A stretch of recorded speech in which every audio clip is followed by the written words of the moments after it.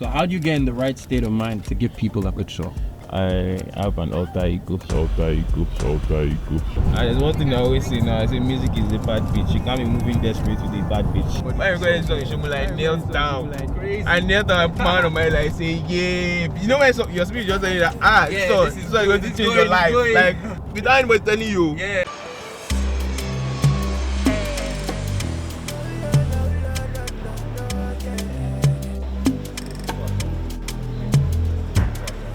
Yo, Wagwan, Ottawa, it's Joeboy, get Joeboy on deck. Just touched down, just landed. It's gonna be a great night tonight. Why you didn't make a share compound? Yeah, you got me feeling dumbfounded. And I'm happy that I found you. Yo, Wagwan guys, it's Joeboy and I'm here with Deeds Magazine. Focus. See me at the drive. Fun fact, this is my brother. This is my brother. Crazy. Okay. Yeah. Okay. And so like for my sister, she lives in London. And my parents, I saw when I was there. And my parents, we talk like 2-3 times a week, video. So I touch. I mean, my parents don't get talk to me; get talk to them. Yeah. What's the one thing you want people to know about the work that goes on behind the scenes for these shows, for these tours? I'd say it's a lot. I'd say you should I'd say the audience should grant the artist more grace. You know, when anything goes grace. When anything goes bad, you have to share the food. They go to share, you need but there's a lot of planning and everything that goes into making sure the show comes out great. And sometimes one person's mistake can really just mess up a whole bunch of things. But to be honest, I don't want them to do anything that goes on behind the scenes. Just come to Jai and enjoy yourself. I can't feel my soul. Hate this feeling. I'm better on my own. Okay. Do you make music on tour? Yeah. I have my mobile studio. I have my laptop, my mic inside one of my small boxes. I have my laptop, mic, headphones. Even with all the stress, all the flights. Yes, because sometimes there are free time, maybe after the after party, and I get to feel all that energy and whatnot. That just while everybody's still chilling, I'll just happily enter room and record something. Songs like you don't need. Which one again? But then I didn't really get to record at that point. I didn't really get to record a lot of songs on the road because I didn't know how to record myself then. So I learned how to record myself towards the end of 2023. So songs like "Only God Can Save Me," "Surviving," I recorded those songs myself. I just recorded the record and I sent to the sound engineer. So yeah, it feels good. It gives me more flexibility and freedom to record as much as I can. Even most of my feature verses that I've done in the past 1-2 years were recorded by me. This last one that I just dropped, Kojo Black. Yeah. Excellent remix. I recorded by myself on tour. Every time I see you, I say, wow, my they make me wanna shout. Oh, be a matter, go de pasha, go get anything you want to, and take my black card. I'm gonna make you. How do you get in the right state of mind to give people a good show? I have an alter ego. It's like a separate character that I just build out. Yeah, because when I say someone is an introvert, it doesn't mean that when it now comes to doing the job, you will not be able to do it. No, that's not the point. It just means that you rather off on a normal day, you rather just be by yourself, maybe just playing video games or chilling. You don't really like to go out that much. That's what I mean by introvert. It doesn't mean that when work starts out, yeah, I'm just saying the kind of person I am on a normal general scale. Yeah. Let me say this. Who is the most time cautious member of the team? Diola. Is it Diola? It's Diola. Yeah. It's Diola. I'm number 2. I'm definitely number 2. I can't have number 1 because I'm not the one chasing everybody up on us. Yeah, so I'm number 2. Performing or recording? Which one's your favorite right now? Recording is the source. You understand? It's the source of everything. If you don't record, you can't perform. Except you want to perform that. Yeah, exactly. So I say recording. Recording is the source. Okay. But right now, why I enjoy doing because it's right now why I enjoy doing. Because you're on tour right now. Yeah, because I'm tour. It's performing.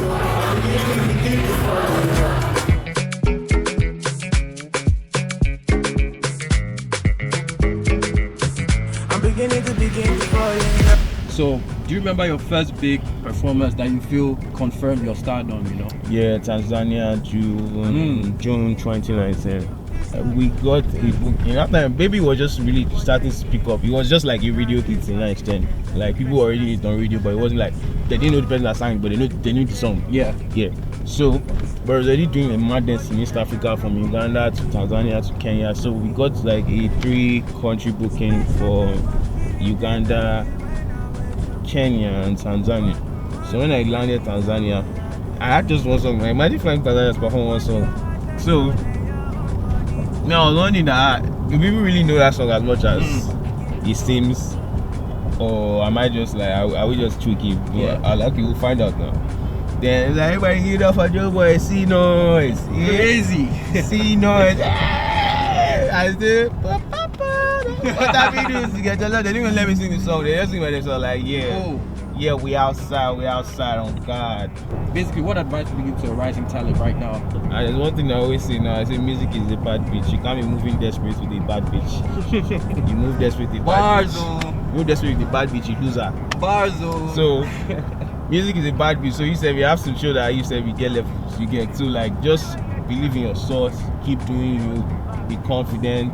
Even if you are not confident yet, pretend to be confident. It works like mad. So so that's just be confident, stay consistent, be open to learning, and if your mind is going somewhere, just like follow it through, man. Follow it through, because I know I've said the story a couple of times, but Baby wasn't supposed to be the song that I was going to drop then. Yeah, you did. Yeah, it was a song with Kitty.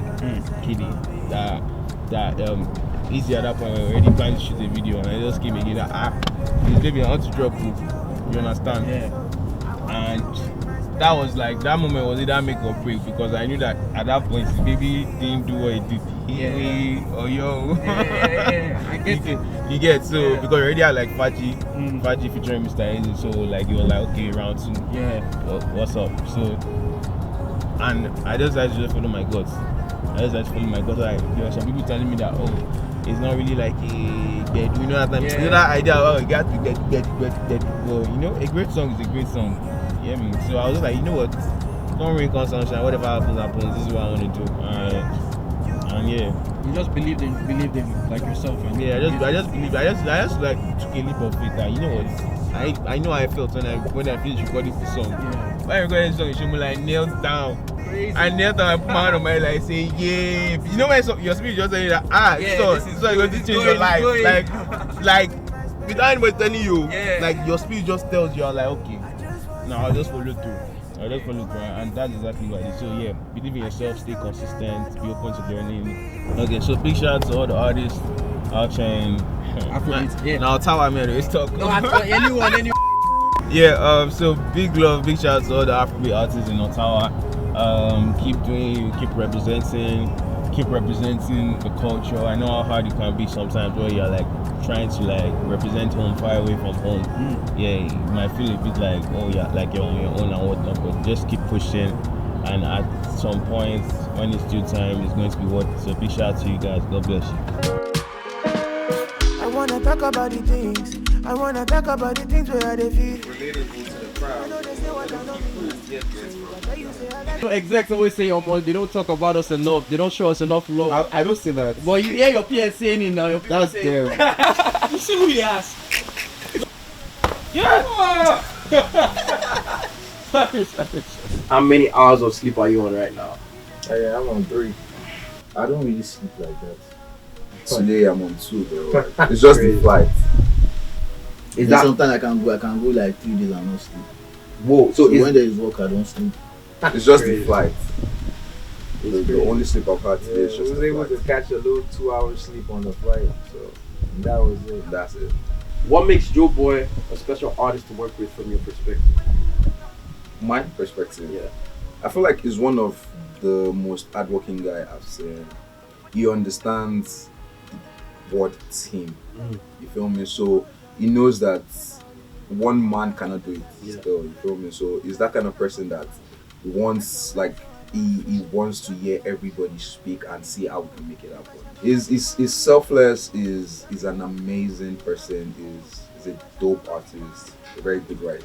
So have you been in a couple studio sessions with him? Bro, I've known Joeboy for years. He mentioned that Deola mentioned that you guys like go way back. Like secondary school. Like I've known Joseph, because I call him Joseph. Yeah. I've known Joseph since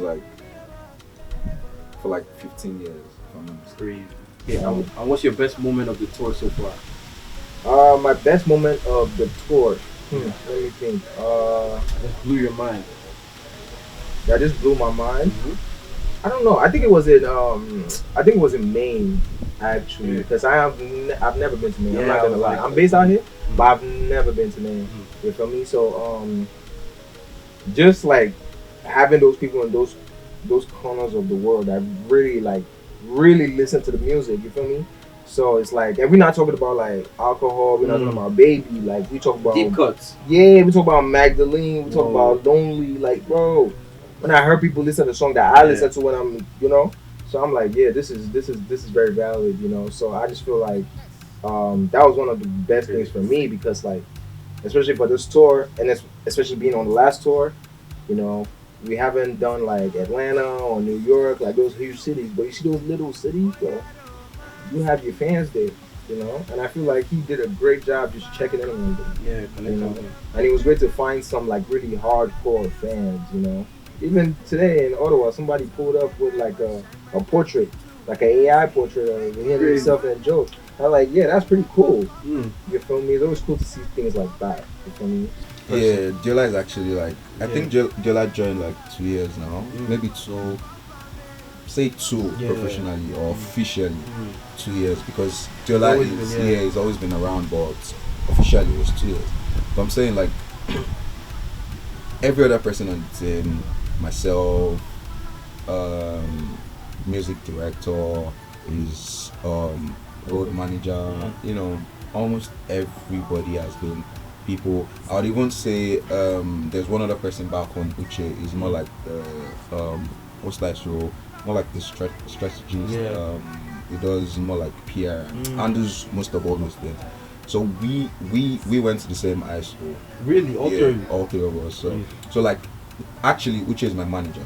You feel me? So Uche was the guy that called me one day and said, yo, say Joseph don't sing.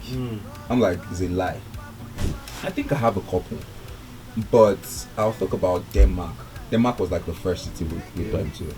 It was so amazing because you're like, I'm the DJ, so I do a lot of coordinating and stuff sometimes. But like the people in front are actually whites. Like I'm saying proper Europeans. And there's this about like 3 of them that were singing Taxi Driver word for word, SMH word for word. I was amazed because even me, I can't sing SMH like that. Like I'm saying, like bar for bar. I get what you're saying. You have your own favorites. Yeah, but I can't sing, bro. Like SMH, Taxi Driver. Songs. Like no stutters. No, straight. like songs from the album, and they were right in front like this. I was just looking at them. So it was just so crazy. The place was packed, but then I could spot them like because it's not as if you are in Europe and it's just all the black communities that is out here for the shows. No, you see white people like shops. They had to call my attention to some shops. Do shout out to him because it was with us in a couple cities. How do you still take care of yourself in this moment? Like throughout this tour, you just mentioned you're on 2 hours sleep, 3 hours sleep. How are you at least taking care of yourself the little you can, during this tour? You see the thing about the situation is like if it was an uncomfortable situation. That's when you really have to like, figure out like, but my guys is really like, this is really my guys. Yeah. You know what I'm saying? So like, I'm not eating, like they'll text me like, Tunde, are you sleep? Like, come and eat or something like this and that. Oh, sound check is at this time. Make sure you get like this. Yeah, so they take care of you. Yeah, so basically, I'm telling you, we all look out for each other, bro. Because I'm not gonna lie to you. If one of us is frustrated, we are all gonna feel it. Yeah. All of us. All of us. Bro. Cause like we just did one corner, voice feel just quiet. And bro, that silence is definitely absolutely. You get, and you may not even know if you just talk something now, voice just pop. So I was like, so we just basically look out for each other. So it's not something that's very hectic. You get what I'm saying? It'd be other situations or people that work with other teams. Like, don't even relate with certain people. They don't even be in the same area. They don't even check on how you're doing. Get me my content, and that's it. But one thing I need to tell like youngins is like, you guys need to learn how to read the room, bro. It's so important, man. I'm telling you, the way that you act around certain clients is gonna determine how you keep those clients. Yeah. You know, I've seen pushy. I've seen so much annoying. And I'm like, look at your artist's face, bro. Like, are you Reading it. Are you reading like what's going on in this situation? You know, like it's so many situations where it's like, did you just see what just happened? Like, you know, like Joe could get off stage now, and then you have one guy in my ears like, oh, can we do this for this? I'm like, it's not like he can't do something after the show. It's just like it wasn't something that was planned. Yeah. So now that it's after the show, is off the stage like, and you're coming to ask me that, or ask the manager that, or ask him that. Like, you're not reading the room at all. Bro, like, you know, my man's is first off, he's tired, he's stressed already from the stage. So like, you know, I currently creative direct for these in New York, and when I met him, you know, I'm like, this is an artist. Like, the nigga, like, he's really sick. Like, he's really sick. Like, he's really sick. Like, he will really just be like, let's do this and this at like 2 a.m. Let's put this and this together, and this is gonna give you this. Let's go ahead and do it. You feel me? And everybody's looking at him like, yo, bro, we tired. We about to. But then again, like, it's like when he speaks, it's like, let's see what comes out of it. man, you can out this speak. You could just follow you talk. Nah, cause how you gonna Shout out Deeds. How you gonna get mad at somebody that's talking to you like this? Yeah, like, so it's actually not putting in action, but you said we can't look. But this guy crazy, bro. But Let's see how it goes. Yeah. So I used to rap. I used to write lyrics until I entered Unilag and I met actually talented people. You realize, okay. Yeah, so that day was Santi, YC, Crazy, Flow Sick. There were a couple of other guys. So this freestyle thing they used to do, and I was there, I was just listening. That's why I was like, yeah, bro. Don't worry about it. So this is Young Legend's first world tour. Yeah. As an exec, tell me what goes into the planning, financing, as much as you can. Oh, fam, man, it's a nightmare. That's what I tell you. Because we're not using. It's not like it's one promoter running for the. We're dealing with about 5 promoters per different region. Why did you take that strategy? Cause we're not signed to any touring agent and stuff, for reasons I can't disclose. Of course, yeah. But like, we just felt like it would be cool for us. This is the first time doing it. Let's even test the different agents, because these are agents that have reached out to me for regional tours. I'm like, okay, right. So initially, to be honest, the plan wasn't to do a world tour. Initially, bro, it's big. Yeah. Initially, the first plan was to do a Canadian tour. Canada was meant to be actually last year, but we started having like visa issues, delays and stuff. So we're like, okay, let's move it to this year. And we already had the UK tour planned for this year. So I was like, if we have UK and Canada, it's not hard to get the other cities to it. So we got Europe involved, we got Australia involved, we got US involved. I'm like, yeah, just make it a thing. So yeah, you're saying it like it's easy, but I have to give you your respect for the work you put in to make that happen. It's not easy to. No, it's not. Together, it's not. I can't even lie. Yeah. It's kicked my ass over and over again and stuff. But we've been able to pattern it well and stuff. So yeah, we just had to do a lot of research. Finding the right promoters that have done this before, that know how to handle an artist of Joe's level. Just knowing like what the audience feel is in all these countries. So it's not like checking his behind stats. Exactly. Yeah. So like, because sometimes they want to, how come I doing this country? And like, the numbers don't tell me that. So you're a bit skeptical and stuff, but then again, you also just have to try and stuff. So like, we took a lot of risks to make a lot of gambles just to learn, how to do something. For sure, it's like, okay, we've seen all we need to see, and it was a fantastic test, right? So we're already planning for another one within the next year or two. Whoa. And stuff, and we already know, okay, yeah, this is how we're gonna do it. Is there a fire that you quench without Joeboy knowing? Of course, there are fires every day. Could you share one? So I think there was a time where the agent booked the flight. So for instance, we're supposed to fly out on the 28th for the show on the 28th, but he booked the tickets for the 29th. Crazy. And we're already on the way to the airport. So it's at the airport that we found out. Wow. That I booked on the 29th. So it's like, so we had to keep everyone calm. You understand? Because it just gets everybody answering one time. So obviously I just put it to my side, like, oh no, we just need to figure out. We had too many. I just saw these bags as that our bags are overweight. We're just trying to see how to, work that out without paying too much. Whereas I have to go back to that, tell them, okay, we need to cancel that ticket, we book the tickets without having to repay the full fee, like so. And stuff, but he didn't know. So it's probably the first time we hear about it. Whenever this comes out and stuff. And there have been a few things like that, about the tour and so. But that's the thing about touring is like, I have to anticipate all the madness. Yeah. Even during the shows, I tell people, a lot of people ask me, "Oh, did you enjoy the show?" I said, "No, I don't. I don't enjoy the shows. Not because or anything, because."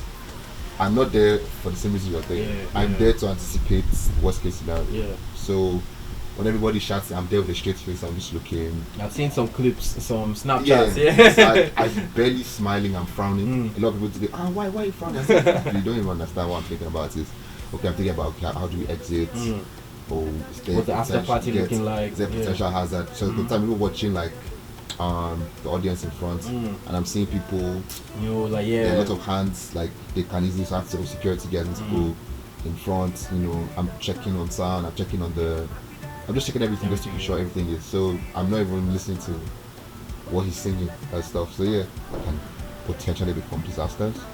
I just need to foresee what the disaster can be and stuff. So pretty much. So as a music exec, would you also say sometimes you have to be a therapist? For myself, for everybody. Well, I think the advantage we all have here is that we've known each other for a while. I found out there's brothers, right? So 2 of them are his actual brothers. That's great. I didn't know. His DJ has been with him for 15 years in secondary school. Wow, okay. You understand? The photographer, they've been together since, even long before I met Joe. Wow. So I'm the person that knows Joe the least here. Wow, okay. You understand? So like, there's no friction between us. We're actually like all family or all guys, so we can actually have honest conversation with ourselves. And we already even know when someone is not feeling up to it, like so we can easily check in on ourselves. So that helps us a lot. I think if I get knife right here, This thing got the dick number, y'all. yeah, get up. You heard, right? You heard.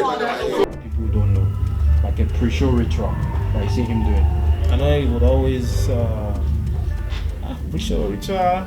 Is there any? There's one I know, which is after the show actually. Okay. Because once it's down from stage, the first person has to talk to is me, and people will not notice. It's always like half an eye, and that's because I'm always telling the truth.